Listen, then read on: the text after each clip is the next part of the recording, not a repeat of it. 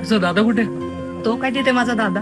या या नमस्कार. नमस्कार नमस्कार दादा साहेब. आता आले का? आलोय देवीचं दर्शनाला तुम्हाला भेटायला.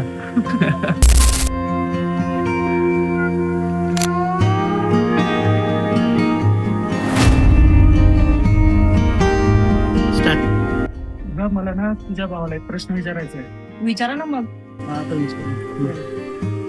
मला एक प्रश्न विचारायचा दादा साहेब. विचारा. अक्षय तृतीयेला जावांना मान सन्मान देण्याचं कारण काय असतं? अक्षय तृतीया म्हटले म्हणजे क्षय. अक्षय म्हणजे क्षय, नाश न होणारा. आणि ह्या दिवशी काय असतं अक्षय तृतीयाला जवायला म्हणजे थोडक्यात आता तुमचा मान सन्मान आज मोठा आहे आमच्याकडे.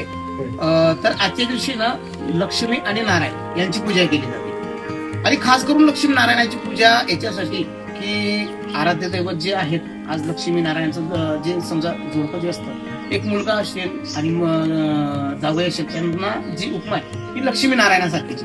आज तुमची पूजा केल्याने तुम्हाला मान सन्मान दिल्याने आमच्या मुलीचं म्हणजे आमच्या बहिणीचं म्हणा मुलीचं म्हणा यांचा संसार सुखाचा राहील, संसारात आनंद राहील, ह्या दृष्टिकोनातून ही सगळ्यात मोठी पूजा केली जाते. आणि दुसरं महत्व एक अक्षय तृतीयाचं असे की पितृ जे असतात आपले वारलेले जे घरातले त्यांना खास आमंत्रित करून म्हणजे ही परंपरा आहे त्यांना आमंत्रित करून जवायाच्या हातून त्यांच्या नावाने घास दिला जातो. म्हणजे ही खूप महाराष्ट्रातली खूप मोठी परंपरा आहे. आणि ह्या परंपरेच्या आधारावर तुम्हाला सुद्धा आम्ही आमंत्रित केलेलं आहे. आणि कसं आहे ह्या दृष्टिकोनातून माझे प्रत्येक याच्यात मी ना ज्या धार्मिक दृष्ट्यांचा विचार केला त्याच याच्यावर मी महत्व देत असतो. बघा तुम्हाला काल मी शिवाजी महाराजांचा फोटो दिला, छत्रपती शिवाजी महाराजांचा दिला. आता त्याचाही महत्व तुम्हाला मी सांगितलेलं आहे. आणि खास करून हे कसं आहे आताच्या जे पिढीची त्यांना बराचसा इतिहास आणि बाकीच्या गोष्टी कळत नाही. तर ह्या गोष्टी लक्षात ठेवल्या पाहिजे. कारण अक्षय क्षय म्हणजे नाश न होणारा. आणि ह्या दिवशी लक्ष्मी नारायणाची पूजेला महत्व असतं. तुम्ही आज आमच्यासाठी लक्ष्मी नारायणात तुमची पूजा केली तर तुम्ही आयुष्यभर आमच्या दिदीला म्हणा आमच्या मुलीला म्हणा सुखी आणि आनंदात ठेवा हाच दृष्टिकोन असतो. तर सांगण्यामागचं आणि व्हिडिओ बनवण्यामागचं कारण एकच की काही गोष्टींची कल्पना बऱ्याचशा माझ्या फॉलोअर्सना आणि जे माझे व्हिडिओ बघतात त्यांना माहिती नसते, विचारत असतात. तर ह्या व्हिडिओच्या माध्यमातून मी तुम्हाला जे सांगितलंय व्हिडिओ आवडल्यास नक्की लाईक करा, शेअर करा आणि कमेंटमध्ये आदि माया शक्ती म्हणून देवीचं नाव घ्यायला विसरू नका. बोलूया कुलस्वामिनी म्हणून माता की जय. नमस्कार, जय मनोहरचा जय शिवराय. आता काही दिवसापूर्वी बहिणीचं लग्न झालं. मग ते बहिणीच्या लग्नासाठी मी गिफ्ट काही दिलेलं नव्हतं.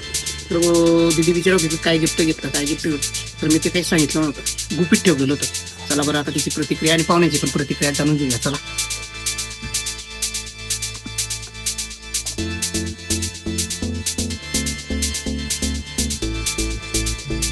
अरे दादा ये ना.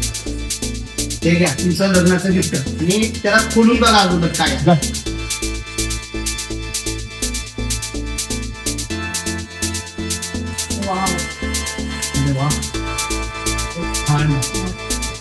तुमच्या आयुष्यात छत्रपतींचं तुम्हाला अगोदर लग्नाच्या शुभमय शुभेच्छा देतो.